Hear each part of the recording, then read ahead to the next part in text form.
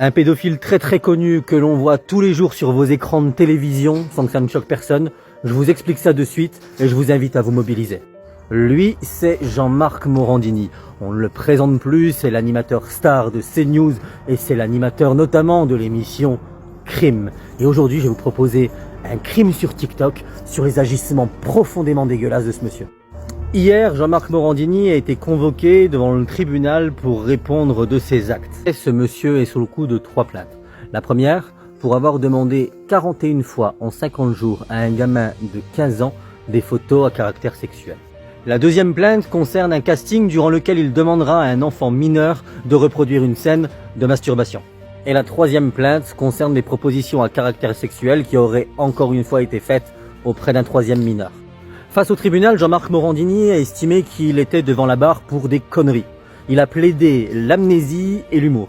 Et donc pour marquer le coup, le procureur de la République a requis contre Jean-Marc Morandini 1 an de prison avec sursis. Alors bon, pour détournement de mineurs, ça me paraît quand même assez léger, hein.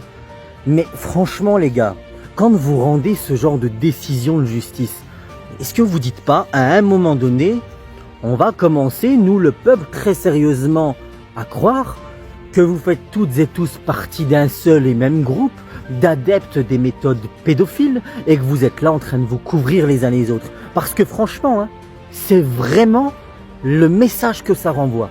Et je vais me permettre encore un parallèle. Quand on prend Adrien Quatennens, la manière dont il a été lynché, notamment sur CNews d'ailleurs, et qu'on vient nous expliquer sur un plateau télé que ce monsieur ne serait plus le bienvenu parce qu'il est accusé d'avoir giflé sa femme. Ok, ça peut être sujet à débat. Et là, dans le plus grand des calmes, un type comme Morandini va continuer à présenter son émission alors même qu'il est accusé de détournement de mineurs, ce qu'il ne nie même pas.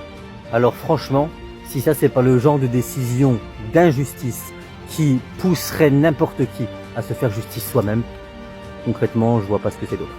Du coup, si toi aussi tu fais partie des personnes normalement constituées et que tu trouves que c'est effectivement choquant de voir que des gens se rendent notamment encore sur le plateau de ce pédophile et qu'à côté de ça on le laisse à l'antenne, je t'invite à partager cette vidéo et à appeler au boycott de l'émission Morandini Live.